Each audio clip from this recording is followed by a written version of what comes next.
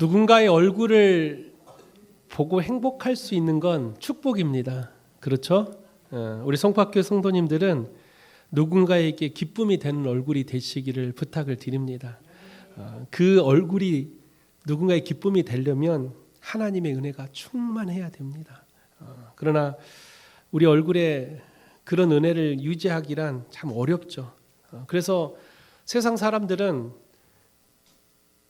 어떻게든 자신만의 무기를 가지려고 많은 시간과 물질을 투자하려고 합니다. 그러나 세상의 모든 것은 시간이 지나면 다 변하더라고요. 다 썩어져서 없어지기 마련이더라고요. 그래서 우리 그리스도인들은 변하지 않는 것을 붙들어야 돼요. 변하지 않는 것을 붙드는 마음으로 세상을 살아간다면 하나님께서는 그런 자들의 마음속에 역사하신다라는 거예요. 세상 모든 만물이 변할지라도 변하지 않는 것이 딱 하나 있으니 그게 바로 하나님의 말씀입니다. 할렐루야. 우리가 말씀을 붙드는 이유, 말씀이 변하지 않는 이유, 주님께 우리가 간절히 말하고 고백하는 이유는 그 말씀의 근원이 하나님께 있기 때문입니다. 사람이 만든 게 아니에요. 말씀은 저절로 나타난 게 아니라 세상 모든 만물의 주관자가 되시는 하나님 그 자체가 곧 말씀이라는 거예요. 요한복음 1장 14절에 말씀이 육신이 되어 이 땅에 거하셨다. 따라서 우리가 말씀을 사모하고 말씀이 변하지 않는 이유가 무엇일까? 곧 말씀이 주님이시기 때문입니다. 할렐루야. 그럼 우리는 말씀을 붙들어야 돼요. 이사야 선지자는 이걸 알고 있었어요. 그래서 이사야 40장 8절에 보니까 풀은 마르고 꽃은 시드나 우리 하나님 말씀은 영원히 서리라 하라. 아멘. 어떻게 그 시대에 이렇게 고백할 수 있을까? 말씀은 인간의 생명이나 영광의 이 풀과 다릅니다. 화려함은 세상의 화려함은 순간일지라도 말씀, 그 말씀의 능력은 세상이 아무리 변해도 변하지 않는다라는 것. 그러므로 변하지 않는 말씀을 붙드시기를 주의 이름으로 축원드립니다. 그렇다면 궁금증이 하나가 있어요. 변하지 않는 이 말씀을 주님은 우리에게 왜 주셨을까? 우리를 창조하시고 말씀을 우리에게 주신 이유가 무엇일까? 말씀을 주신 이유가 우리에게 여러 가지 있겠지만 가장 중요한 이유가 하나가 있는데 그 이유는 바로 믿음 때문에 그래요. 여러분, 믿음은 어떻게 하면 생겨난다고 그랬습니까? 말씀을 들음으로 믿음이 생깁니다. 주님께서 우리에게 말씀을 주신 이유는 우리의 믿음이 생겨나기 위한 하나님의 사랑인 거죠.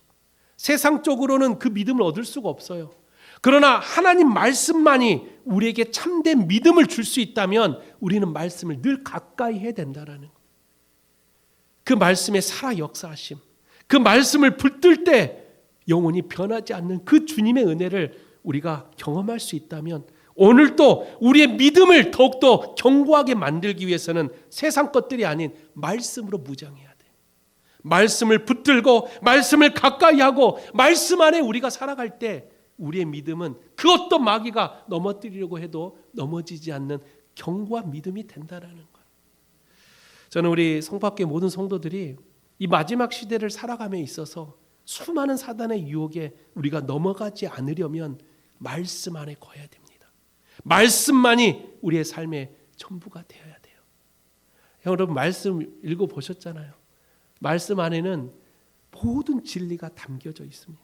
인생을 살아가는 방법도, 우리가 무엇을 선택해야 될 모든 지혜도, 또한 우리가 살아가는 가정을 돌보는 일, 사업을 하는 일, 직장을 다니고 꿈과 비전을 만드는 일, 성경 말씀 안에 다 들어있다라는 거예요. 그래서 우리는 말씀이요, 내 삶을 인도하는 방향이 돼야 돼요. 내 삶을 인도하는 하나의 탓이 돼야 돼요. 이런 말씀을 가까이 할 때 우리의 인생을 주님께서 컨트롤 하신다는 거예요. 저는 말씀이 주는 능력을 누구보다도 우리는 사모하는 마음으로 주님 앞에 나가야 됩니다. 그래서 마태복음 5장 18절에 예수님께서 산상수훈에서 이렇게 가르치죠. 진실로 너희에게 이르노니 천지가 없어지기 전에는 율법의 1.1획도 결코 없어지지 아니하고 다 이루리라. 아멘. 말씀의 능력은요, 우리 앞에 현실로 나타난다라는 거예요. 그냥 허무맹랑한 이야기가 아니라, 그냥 옛날로 전해 내려오는 전설적인 이야기가 아니라, 그 말씀이 지금 우리가 살아가는 2026년 이 삶 가운데도 나타난다라는 거예요. 그래서 말씀은 우리에게 꼭 필요한 거예요. 말씀의 능력은 우리가 생각하는 그 이상의 것들로 나타나는, 그 말씀의 능력을 사모할 때 그 말씀이 현실이 되어 내 앞에 나타나는 그런 은혜를 경험하는 사람들은 얼마나 믿음이 충만합니까? 우리 모든 송박교 성도들은 그런 믿음을 강구하고 그 믿음을 견고하게 만들기 위해 오늘 또 말씀 앞에 서 있는 여러분 되시기를 주 이름으로 축원드립니다. 오늘은 주연절 넷째 주일이죠. 주연절이 뭐예요? 그 말씀 되시는 주님께서 우리 앞에 나타난 절기가 주현절이에요. 오늘 말씀을 통해서 예수 그리스도께서 우리에게 다가오실 때 우리에게 주었던 세 가지의 은혜가 있어요. 오늘 그 세 가지의 은혜를 함께 나누려고 합니다. 그러기 전에 19세기에 유명한 목사님이 한 분 계세요. 여러분 다 들어보셨던 목사님. 그 이름은 조지 뮬러 목사님. 이 조지 뮬러 목사님이 가장 유명한 일화가 하나가 있죠. 5만 번 이상 기도 응답을 받은 사건. 5만 번뿐만 아니라 더 많은 응답을 받았죠. 그런데 이 조지 뮬러 목사님은 늘 기도할 때마다 하나님은 자신의 기도를 응답해 주셨다라고 그렇게 고백을 해요.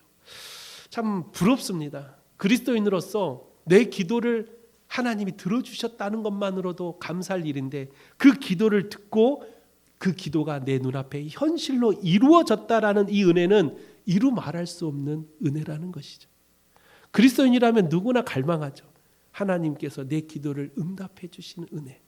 그래서 이 조지 뮬러는 90세가 넘는 나이에 글을 하나 썼는데 이렇게 써요. 나는 오늘 또 살아있는 주님의 음성을 들었기에 고단한 노년에도 소망이 있습니다.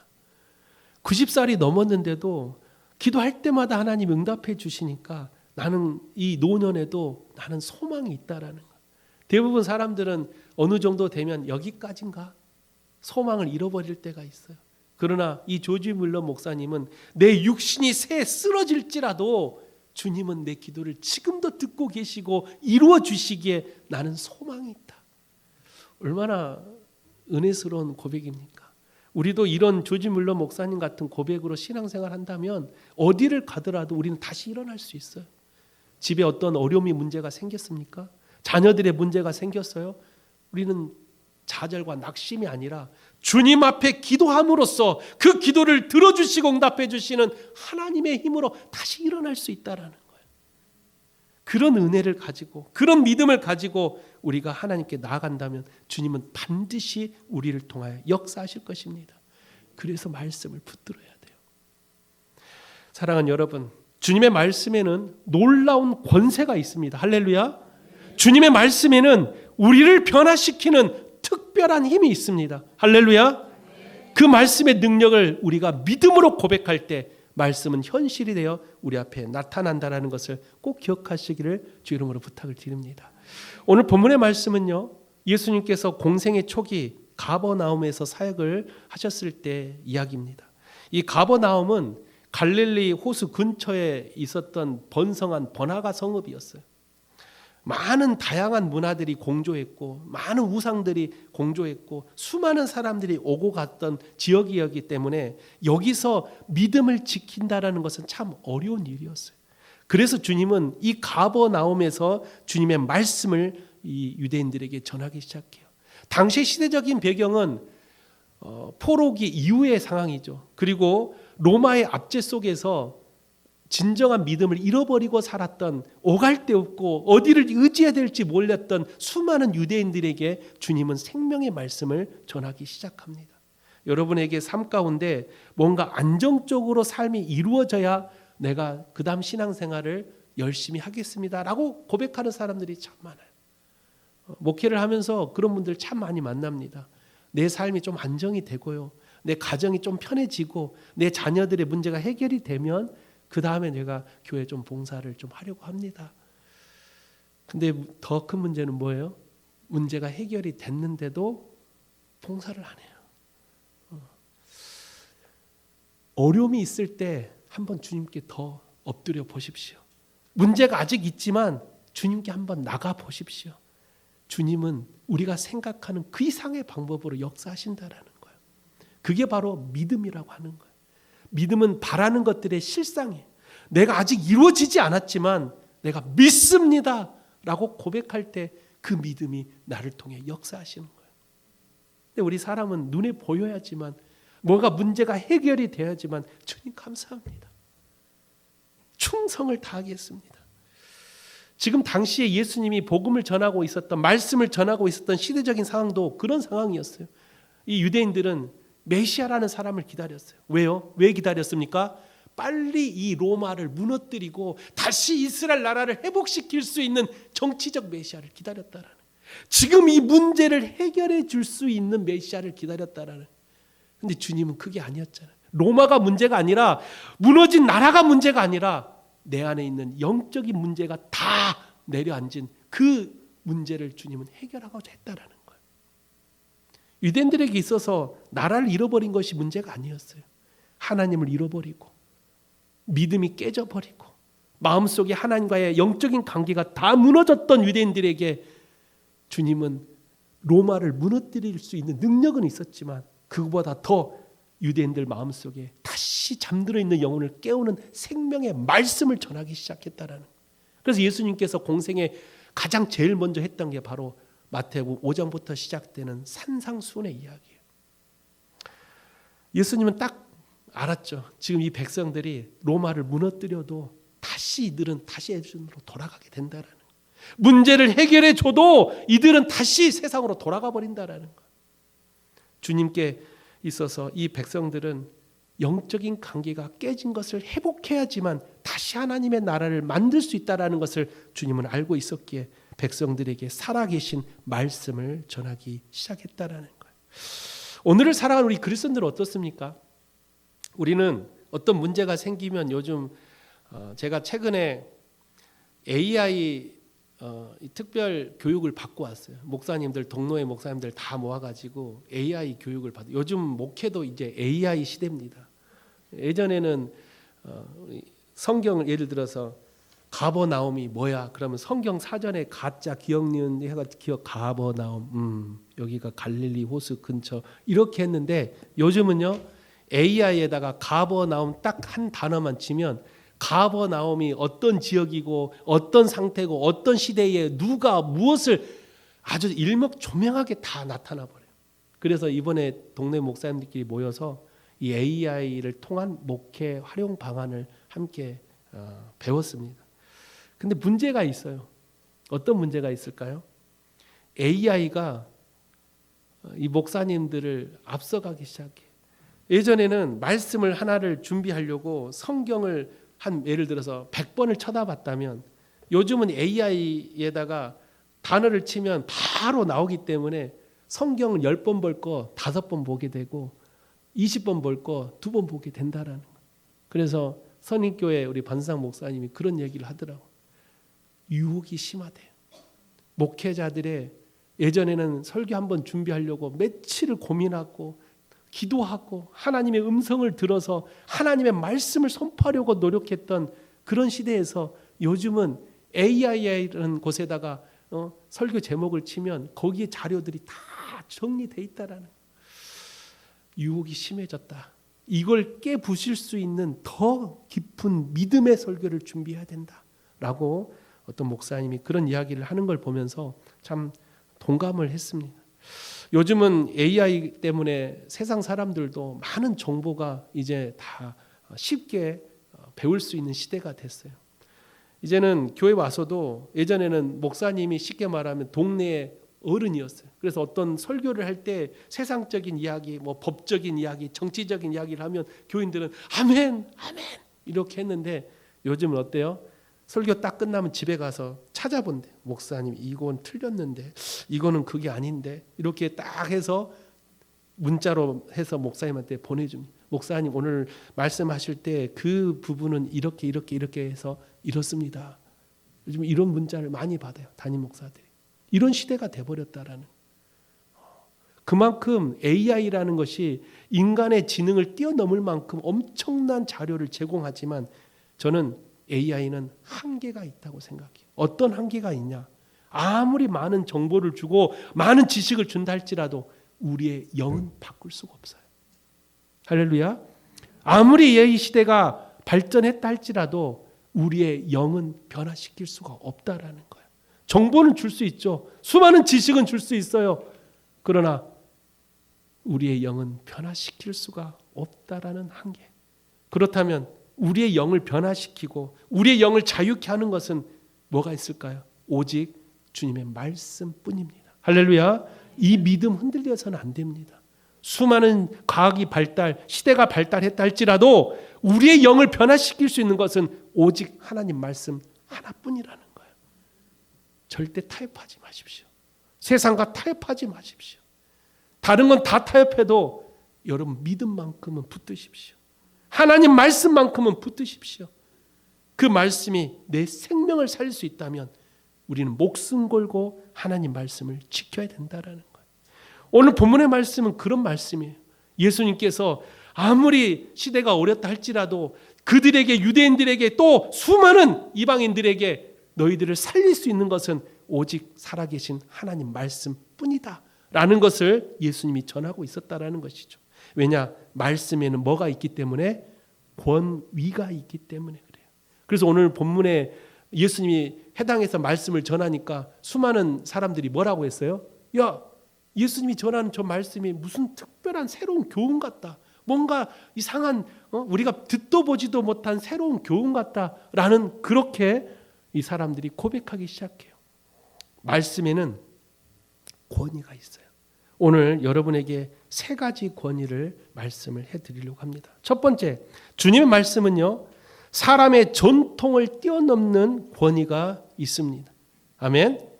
예수님께서 안식일에서 이 해당에서 가르치실 때 사람들이 깜짝 놀랐어요. 그 가르침이 서기관들과 같지 않았다라고 성경은 말을 해요. 당시 해당에서 말씀을 가르쳤던 사람들은 대부분 서기관들이었어요. 이 서기관들은 어떤 사람이에요? 율법에 능통한 자, 또한 여러 가지 지식과 여러 가지 문화를 경험한 자. 그래서 해당에서 서기관들이 말씀을 전할 때 여기서 한 가지 문제가 있는데 서기관들은 꼭 말씀을 전할 때 인용을 했어요. 인용. 어떤 인용을 할까요? 모세가 이렇게 했다더라. 아브라함이 이렇게 했다더라. 어떤 랍비가 이렇게 했다더라고 항상 서기관들은 인용의 말씀을 가져다가 전해요. 왜? 자기가 배웠으니까. 그런데 주님의 말씀을 어떻게 전했어요? 주님 어떻게 말씀합니까? 내가 너희에게 이르노니. 뭐가 달라요? 권위가 달라요. 서기관들은 똑똑한 것 같은데 말씀을 전할 때 와, 정말 공부 많이 했다라는 걸 느껴지는데 그들은 늘 배운 것을 전달하는 전달자일 뿐인 거예요. 그러나 주님은 해당에서 가르치실 때 내가 너희에게 이르노니 이렇게 가르쳐졌다는 거예요. 뭐가 달라요? 근원이 달라요. 주님께서는 말씀의 근원이고 말씀 그 자체시기 때문에 주님이 전할 때 이 말씀은 곧 내가 너희에게 이르노니 이 말씀에는 뭐가 있어요? 영적인 권위가 있다라는 거예요. 이 권위는요, 우리가 어디서 뭐 자격증 따듯이 이 권위를 딸 수가 없어요. 공부한다고 따는 게 아니에요. 서기관처럼 율법에 능통하고 성경을 통째로 다 외웠다 할지라도 우리는 그 권위를 딸 수가 있는 게 아니에요. 권위는 오직 주님께서 우리를 통해 역사하실 때 나타난다라는 것. 따라서 이 영적인 권위, 서기관들은 가지지 못했던 이 권위는 예수님께서 우리에게 보여주셨다라는 것. 당시에 이 전통에 묶여 있었던 서기관들은 대부분의 99%가 뭘 어떻게 전했냐면 금령적인 이야기, 이거 하지 마라, 저거 하지 마라, 늘 복잡하고 율법적인 이야기 속에서 치중했어요. 그런데 예수님은 뭘 하지 말라가 아니라 우리의 마음을 회복시키고 우리의 무너졌던 심령을 다시 일으켜 세워지는 사랑의 메시지를 전했다라는 거예요.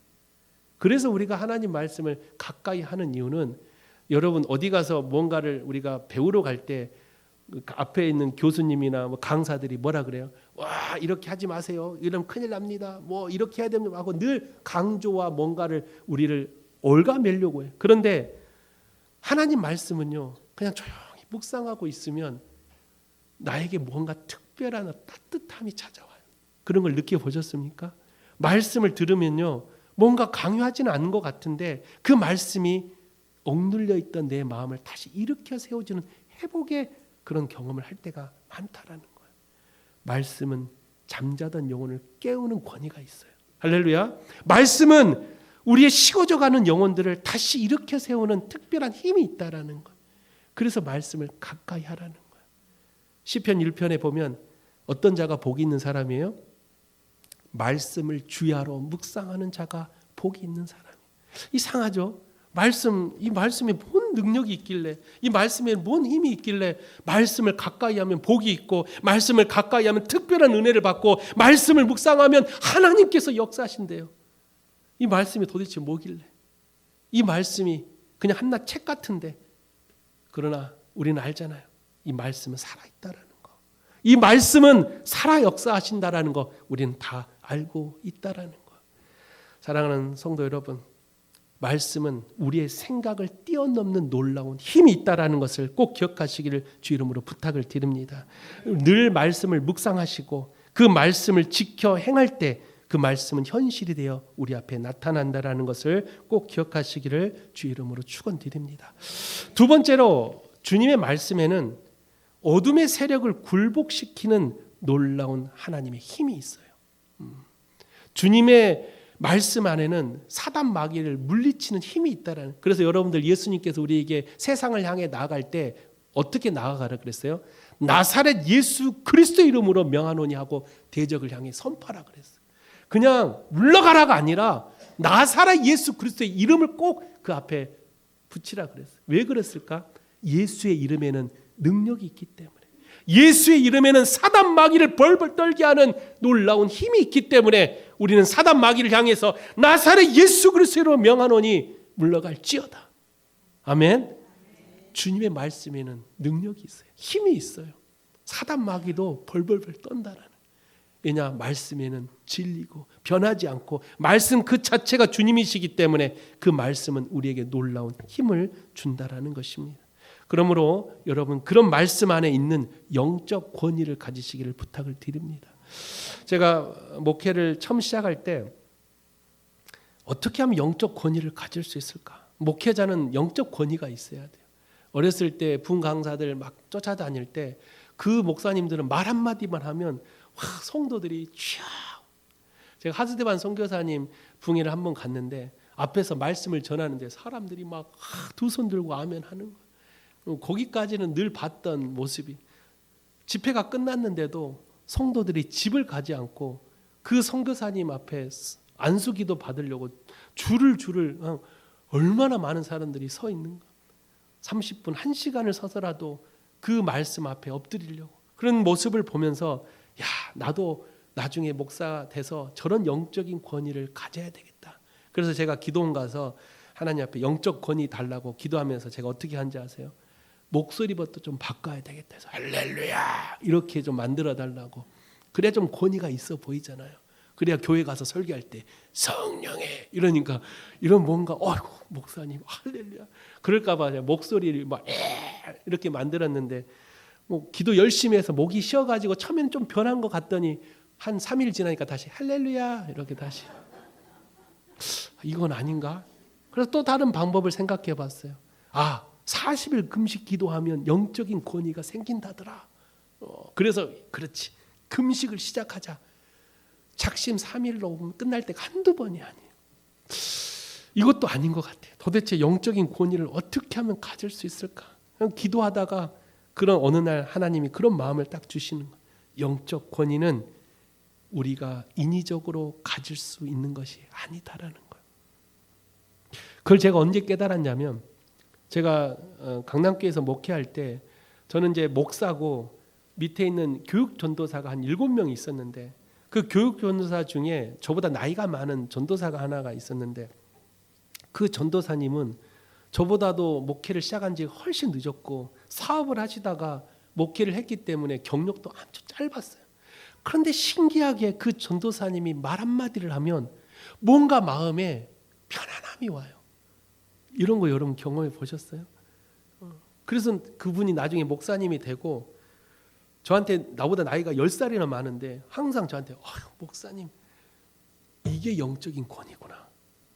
자기가 나이도 많고 훨씬 더 세상 경험이 많아도 누군가에게 겸손할 수 있는 게 영적인 권위고 누군가에게 먼저 고개를 숙일 수 있는 게 영적인 권위더라고.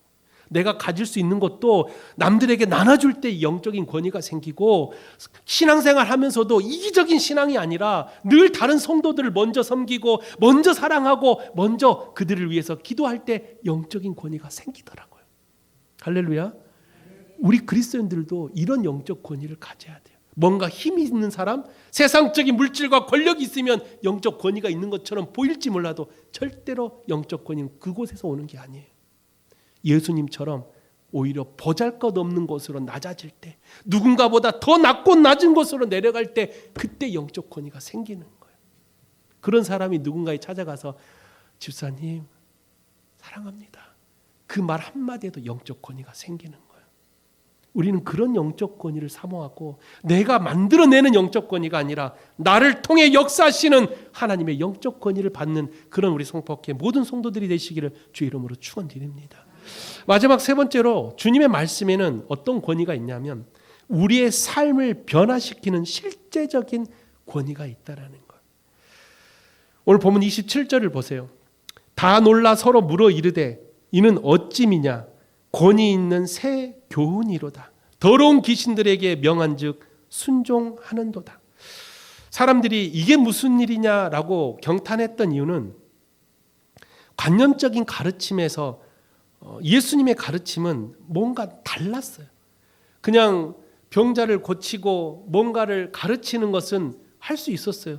그런데 예수님은 병자만 고치는 게 목적이 아니라 그 병을 고치는 게 목적이 아니라 무너졌던 그 영을 다시 회복하는 데 주님은 목적이 있었다는.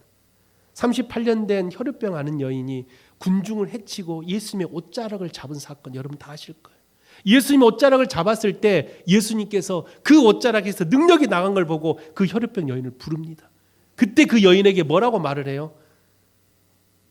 어떻게 말합니까?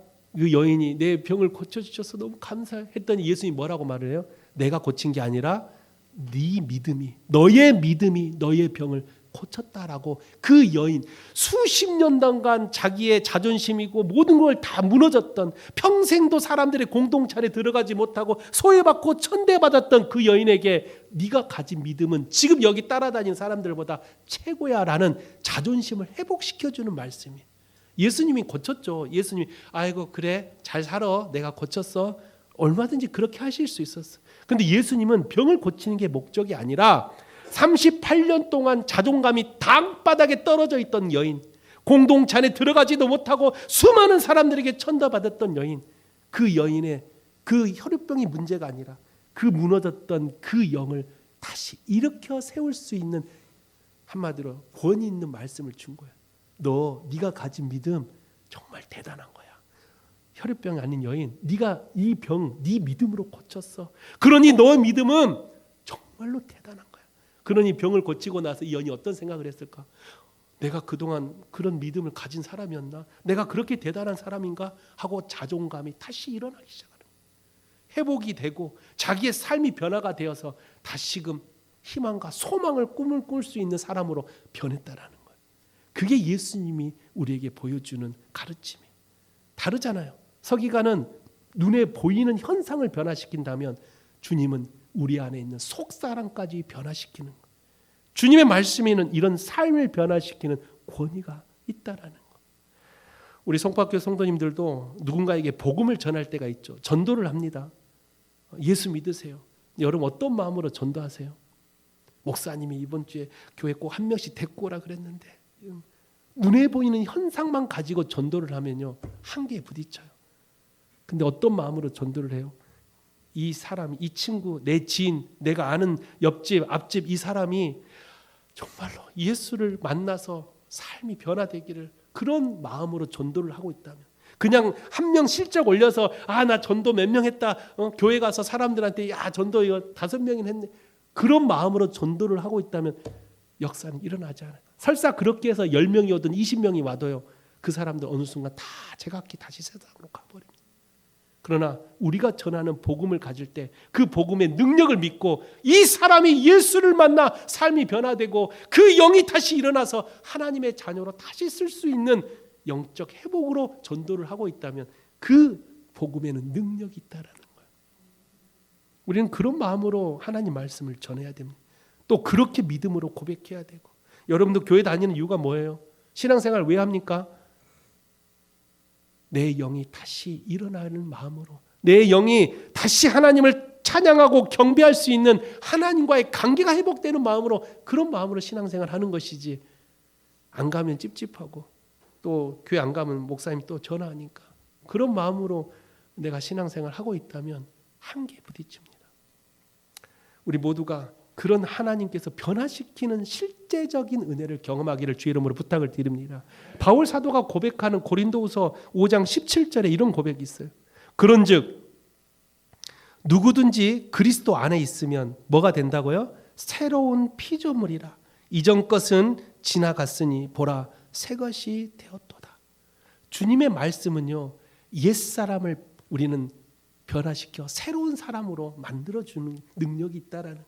그래서 말씀을 우리가 내 안에 모시고 살아갈 때 이제는 내 안에 있는 새로운 속사람이 변화되어 하나님과 영적인 관계를 회복하고 내가 죽으면 죽으리라는 마음으로 하나님을 위해 헌신하는 삶으로 변화된다라는 거예요. 이번에 우리 청소년부 캠프 갔다 와서 우리 첫째가 달라졌어. 우리 첫째 우리 예원이가 그동안 동굴에 갇혀 사는 느낌으로 살았죠. 그런데 이번에 그 캠프 갔다 와서 나 우리 예원이가 아버지한테 이렇게 말 많이 건 건 이제까지 태어나서 처음 봤어요. 집에 딱 가면 여러분 알다잖아요. 사춘기 사람들은 가면 딱 문 닫고 방에 들어가잖아요. 핸드폰 딱 보고 아버지랑 잘 이야기 안 합니다. 왜? 아빠는 늘 혼내는 사람. 그러니까 만나기 싫고 이야기하기 싫어. 아빠는 늘 교회만 오라고 하는 사람.